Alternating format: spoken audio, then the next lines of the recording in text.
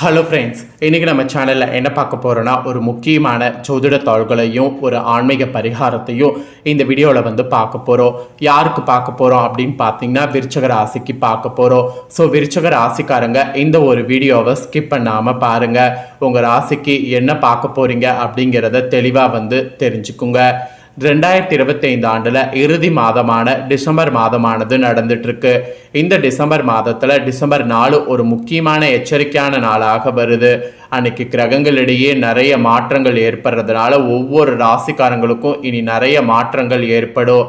அப்படி ஏற்படக்கூடிய மாற்றங்களை அந்தந்த ராசிக்காரங்க தெரிஞ்சு பலனடையணுங்கிறதுனால ஒவ்வொரு ராசிக்காரங்களுக்கும் என்ன மாற்றம் ஏற்படுங்கிறத ஜோதிடர்கள் சொன்னதை ஷேர் பண்ணிட்டு இருக்கேன்.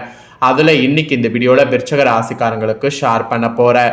விருச்சக ராசியில் பிறந்த நேயர்கள் இந்த ஒரு வீடியோவை பார்த்துட்டு இருந்தீங்கன்னா ஸ்கிப் பண்ணாமல் பாருங்கள். ஃபர்ஸ்ட் ஆஃப் ஆல் டிசம்பர் 4 என்ன நடக்க போகுதுன்னா பௌர்ணமி தாங்க அன்னைக்கு வரப்போகுது. பௌர்ணமி அன்னைக்கு பார்த்தீங்கன்னு வச்சுக்கோங்களேன், கிரகங்களிடையே நிறைய மாற்றங்கள் ஏற்படுது. அதனால் ஒவ்வொருவருக்குமே அந்த மாற்றத்தினால நல்ல மாற்றங்கள் ஏற்படும் என்பது வாழ்க்கையில் குறிப்பிடப்படுது.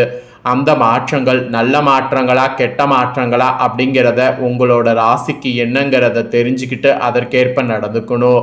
அது மட்டும் இல்லாமல் இந்த பௌர்ணமி சாதாரண பௌர்ணமி கிடையாது. பிரபஞ்சத்திலே நல்ல அதிர்வுகள் இருக்கக்கூடிய ஒரு பாசிட்டிவான பௌர்ணமி என்று சொல்லலாம். இந்த பாசிட்டிவான பௌர்ணமியில் நல்ல சக்தியை நாம் நிறைய நம்ம வாழ்க்கையில் பெறுவதற்கு ஆன்மீக ரீதியாக சில பரிகாரங்களும் செய்யணும். அந்த பரிகாரங்கள் என்ன அப்படிங்கிறதையும் இந்த வீடியோவில் சொல்ல போகிறேன். ஸோ வீடியோவை விருச்சக ராசிக்காரங்க ஸ்கிப் பண்ணாமல் ஃபுல்லாக பாருங்கள். அப்போ தான் நான் என்ன சொல்கிறேன் அப்படிங்கிறத தெளிவாக தெரிஞ்சு அதற்கேற்ப நடந்து பயனடைய முடியும். ஃபர்ஸ்ட் பலன்கள் என்ன உங்கள் ராசிக்கு கிடைக்கும் அப்படிங்கிறத வாங்க அதிரடியாக இந்த வீடியோவில் பார்க்கலாம். விருச்சக ராசி நேயர்களுக்கு கார்த்திகை மாத பௌர்ணமியில் கிரகநிலைகளை ஆராய்ந்து பார்க்கும் பொழுது தொடக்கத்தில் உங்கள் ராசியை உச்சம் பெற்ற குரு பார்க்கிறார்.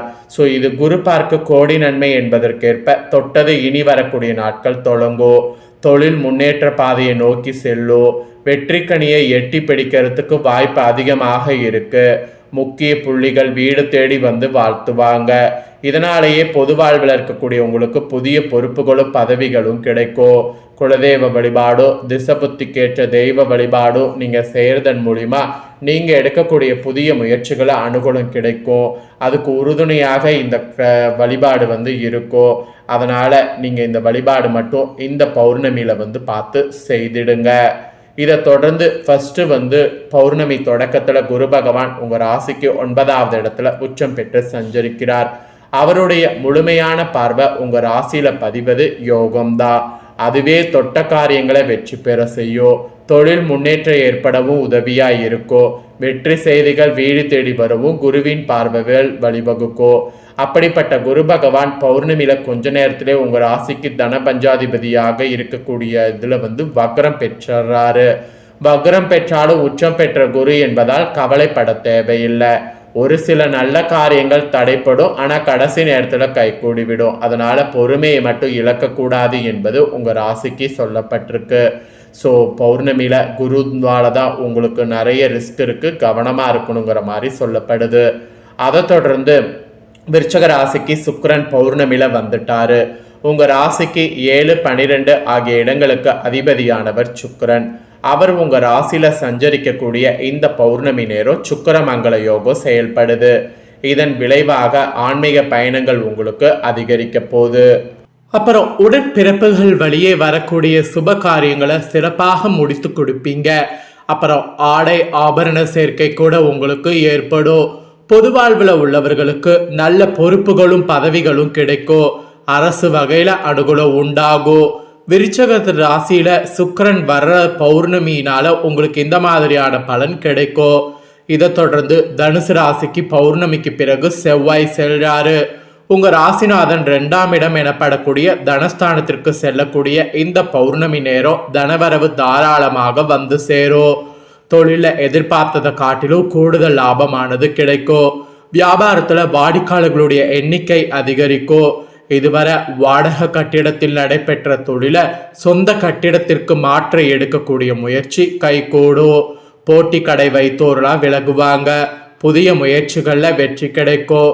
ஸோ செவ்வாய் தனுசுல செல்றதுனால இந்த மாதிரியான பலன் கிடைக்கும். அதுக்கப்புறமா இந்த பௌர்ணமிக்கு பிறகு விருச்சிக ராசிக்கு புதனும் வராரு. உங்க ராசிக்கு லாபாதிபதி புதன்.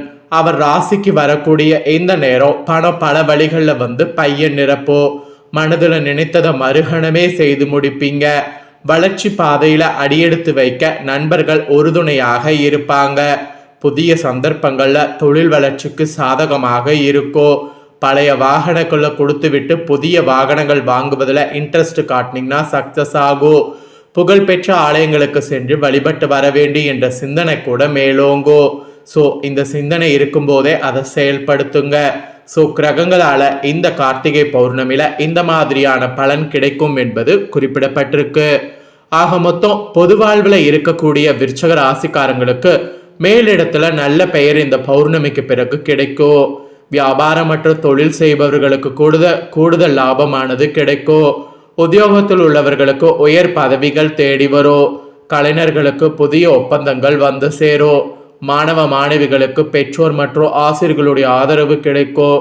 பெண்களுக்கு குடும்ப முன்னேற்றம் திருப்தி தரும். கல்யாண கனவுகள் நினைவாகும். இந்த மாதிரி தான் உங்களுக்கு பௌர்ணமியுடைய சிறப்பு பலன்கள் என்பது குறிப்பிடப்பட்டிருக்கு.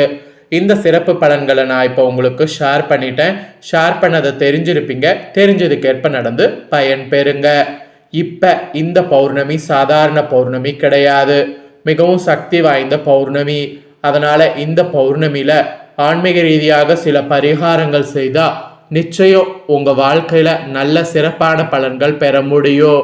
இந்த கார்த்திகை பௌர்ணமி தினத்துல எதையெல்லாம் மறக்காம செய்யணும் அப்படிங்கிறத உங்களுக்கு சொல்ல போறேன். அதெல்லாம் மறக்காம செய்து பலன் பெறுங்க. ஆக்சுவலி ஒவ்வொரு மாதமும் பௌர்ணமி திதி வருவது வழக்கமானது தான் என்றாலும் கார்த்திகை மாதத்துல வரக்கூடிய கார்த்திகை பௌர்ணமி மற்ற அனைத்து பௌர்ணமி திதிகளை காட்டிலும் மிகவும் சிறப்பு வாய்ந்தது. அதிலும் இந்த பௌர்ணமி தினம் என்பது முருகப்பெருமானுக்குரிய கார்த்திகை நட்சத்திரமும் சந்திர பகவானுக்குரிய ரோகிணி நட்சத்திரமும் கொண்டதாக வருது. எனவே இத்தகைய சிறப்பு வாய்ந்த தினத்துல நம்ம என்ன செய்ய வேண்டும் என்பதை இந்த வீடியோல தெரிஞ்சு அதை செய்ய வேண்டியது அவசியம். கிருத்திகை எனும் கார்த்திகை என்பது முருகப்பெருமானுக்குரிய நட்சத்திரமாகும்.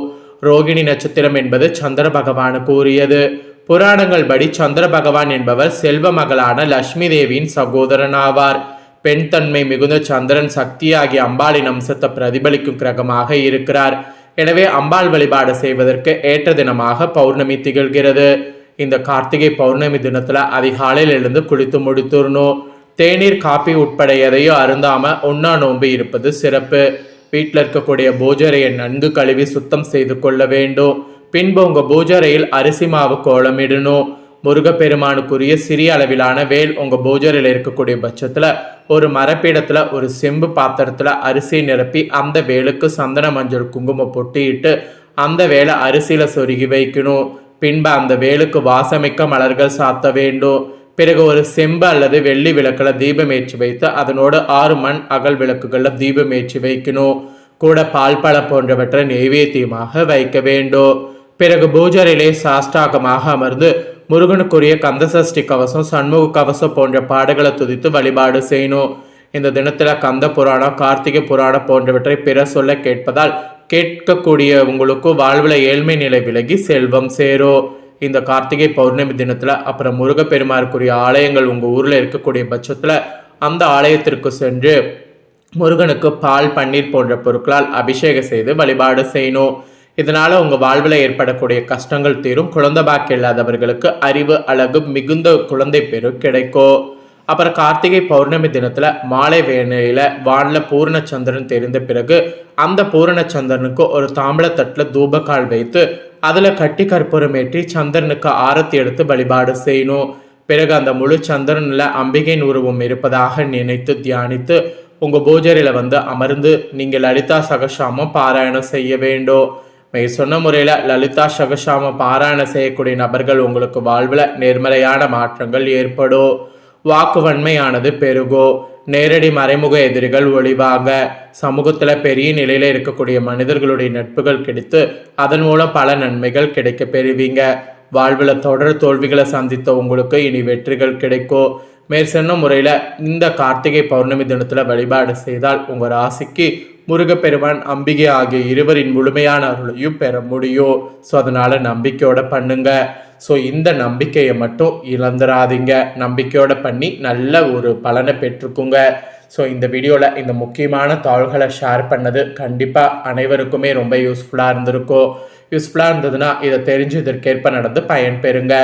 இதை உங்கள் ஃப்ரெண்ட்ஸ் ஃபேமிலிக்கு லைக் பண்ணி ஷேர் பண்ணுங்கள். உங்கள் ஃப்ரெண்ட்ஸ் ஃபேமிலியில் இருக்கிறவங்களும் விருச்சிக ராசிக்காரங்களாக இருந்தாங்கன்னா இந்த பலனும் இந்த பரிகாரமும் தெரிஞ்சு பயன்பெறட்டும். இதே போல் புதிய அப்டேட்டான நிறைய வீடியோ நம்ம சேனலில் போடப்படும். அதை எல்லாமே உடனுக்குடனே தெரிந்து கொள்ள மறக்காமல் நம்ம சேனலை சப்ஸ்கிரைப் பண்ணுங்கள். கூட பெல் பண்ண ப்ரெஸ் பண்ணுங்கள். ஃபஸ்ட் டைம் பார்க்குறவங்க அதை நீங்கள் பண்ணிட்டீங்கன்னா இனி நான் போகிற மற்ற அப்டேட்டான வீடியோ உடனுக்குடனே தெரிந்து கொள்ளலாம். சப்ஸ்கிரைப் பண்ணி சப்போர்ட் பண்ணுங்கள். வேறொரு வீடியோவில் சந்திக்கிறேன். நன்றி.